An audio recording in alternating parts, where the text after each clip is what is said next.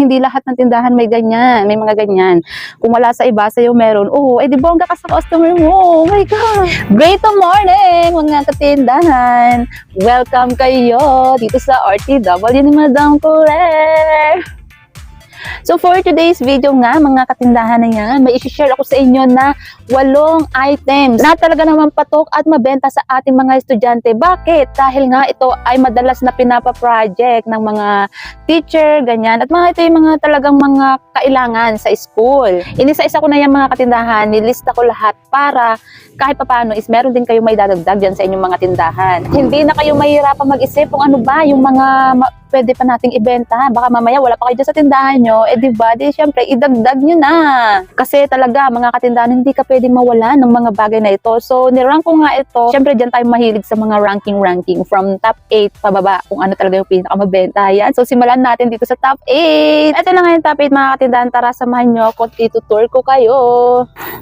Yan, mga katindahan. So, hindi ko siya pinrepair agad ng isa-isa para makita ninyo talaga kung alin yung mga item. Ayan. So, ito, mga katindahan, drum ang top 8 natin. Ayan. Tignan nyo, maalikabok, mga katindahan. Pero, kasi nga, bihira yung bumibili ng ganitong mga drum, mga katindahan. Pero, pagka naman may bumili ng isa nito is, sunod-sunod na yan. Ayan. Tsaka, mga katindahan, normal naman yung ganyan na naaalikabukan yung mga item at hindi na nga natin lahat yan na lilinisan. Pero, yan yung top 8 natin. Drum, pag lagyan na nila ng tubig. So, top 7, mga katindahan is, tara dito, mga katindahan, ipapakita ko sa inyo. Mga katindahan, walis tambo. Although, hindi ito yung walis tambo ang klase. Pero, ayan nga, wala kasing walis tambo ngayon dito sa probinsya ng Mindoro. Walang nagdi-deliver ng mga mangyansa ngayon kasi wala pa raw tubo yung tambo. Pero, ito naman yung na-offer natin. Galing yan, mga katindahan, Negros Oriental. Yan, doon pa nang galing yung ating kalakal. Yan. So, mga katindahan, yan, mabenta ito, mga katindahan sa ating mga estudyante. Minsan, may pumibili 2, 3 kasi tigi-tigisa sila. Yan, pang project nila sa school. Yan. So, dapat, mga katindahan, meron tayong mga tambo dyan sa ating mga tindahan kasi we never know kung sino ang nangangailangan ng tambo, diba? Mapa-estudyante man yan or hindi, pang bahay-bahay is mabenta, mga katindahan ng tambo. Subukan nyo dyan sa lugar nyo. Yan. So, hindi ko na nga ito muna na-display sa labas kasi linggo ngayon, mga katindahan. So, ang linggo kasi is family day. Ayan. So, medyo relax lang tayo pagka Sabado at saka linggo, mga katindahan yan. Bili ng yelo. So, nandito kasi sa loob yung ating freezer ngayon. Kaya dito tayo kukuha ng yelo. Isa lang naman yung bibili. Isang peraso lang yung bibili. Ayan. Pero, suki naman natin. Suki natin yung bibili, kaya okay lang maiwan yung tindahan na walang tao. Yan. Tapos, yung top 6 na yung isi-share ko sa inyo na item. Let's go! 5 pesos. Thank you. Yan. So, nandito nga tayo kung nasaan yung top 6 item natin. Hulaan nyo kung alin. Ayan, bumubungad na. Yan, mga katindahan yung tabo. Naku, top 6. Mabenta yan, mga katindahan, kasi unang-una, mura na, affordable pa. Mura na, hindi kung affordable ito ng mga estudyante. Minsan, 2 ang binibili nila na tabo, pang project sa kanilang mga classroom, ganyan. I don't know kung pang project, pero diba, ano pa bang tawag nila dyan, diba? So, idadalhin nila ito sa school. Yan. So, tabo, iba't ibang klase ng ating tabo, mga katindahan, para marami silang pamimilian, no, diba? Kayo, meron ba kayong tabo dyan sa inyo? Naku, kung wala, maglagay ka na ng tabo kasi mabenta. Magkano lang ang puhunan nito? Yung iba, 10, 12, ganyan. Diba, minsan mas mura pa. Nabibenta natin ng 20, 25, depende sa klase at depende sa diskarte. Ay, Diyos! Diba? So, doon naman tayo sa ating top 5. Tara! Ayan, mga katindahan, hanapin niyo kung nasa ng ating top 5. Lumagpas tayo. Hindi niyo pala makita dahil lang dito sa baba. Charan! Ayan, mga katindahan, oh. Kita nyo ba yan? Dustpan. Ay, nako, mga katindahan, napakabenta ng dustpan. Mapa-estudyante o hindi, may bumibili talaga. And ayun nga, 'di ba? Kailangan dito ng mga estudyante pangdala sa school. Kasi syempre naman, kahit pa sabihin natin na bawal mag-project sa school, 'di ba? Kailangan pa rin ng support ng mga parents para sa ikagaganda ng ating paaralan, 'di ba? Syempre para malinis. Ayan. So, dustpan, mga katindahan, meron ka ba? Naku, ikaw maglagay ka niyan. Diba? Para kikita ka dahil hindi lahat ng tindahan may ganyan, may mga ganyan. Kung wala sa iba, sa'yo meron. Di bongga ka sa customer mo. Oh my God! So mga katindahan, pang top 4, di ba? Ang bilis lang. Top 4, tara samahan niyo ako. May nakikita ba kayo dyan sa likuran natin na pwedeng pang top 4? Tara, let's go, let's go. Ayan, bumungad na. Mga katindahan, ang ating walis tingting. Oh my God, yan.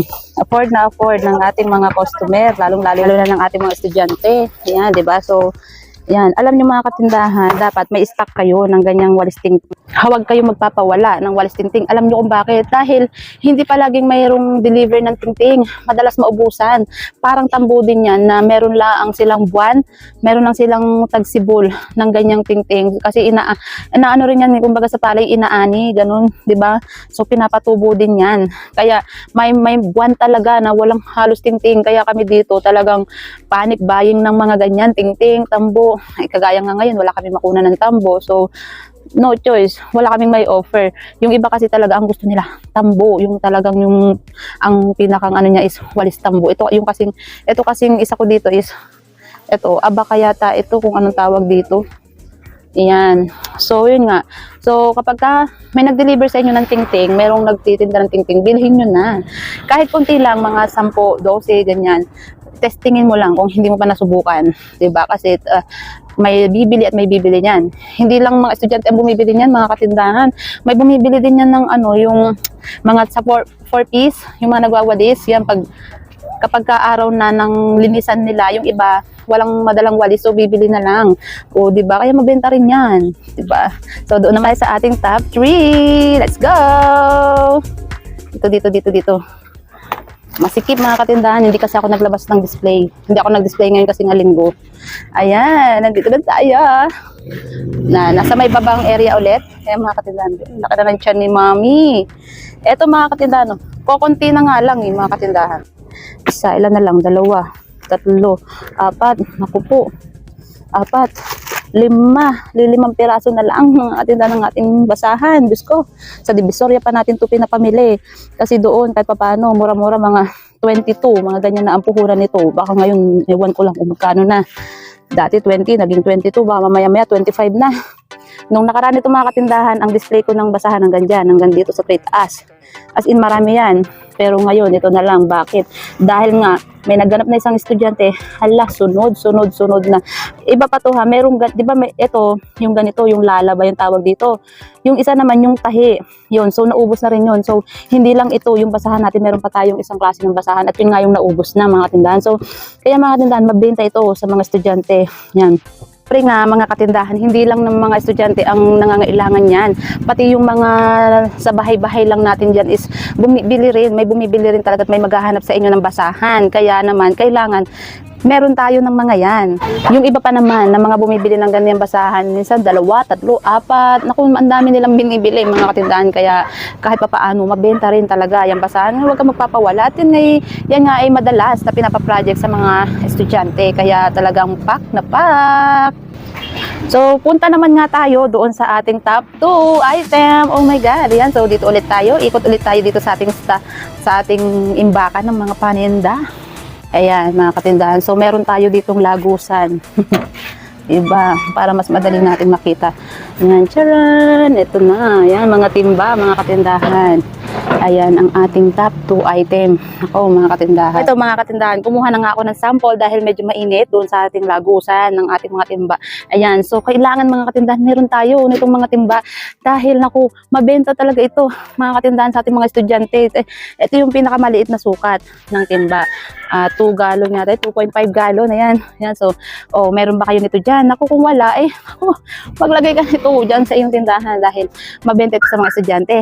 At yun nga, bonus pa, mga katindahan, hindi lang ito sa estudyante mabenta, pati dun sa mga nagtatrabaho, lalo na ngayon, uso na ngayon, marami na ngayon nagtatanim, mga sibuyas, nag-aasin, so kailangan nila ng timba, diba? So, tuhog-tuhog natin talaga mga customer. Meron pang mga nagko-construction worker, di ba? So, yung mga nagko-construction worker, yung mga nagpapagawa ng mga bahay nila ganyan, kailangan ng panghakot, o yung iba bumibili talaga, kaya naku, maglagay ka na dyan.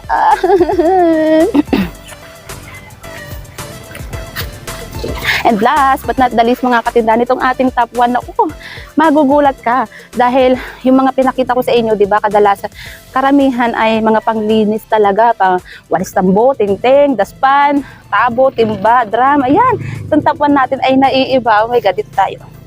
Yan, dito tayo mga katindahan dahil nandito ang nagte-trending talaga na project ng mga estudyante.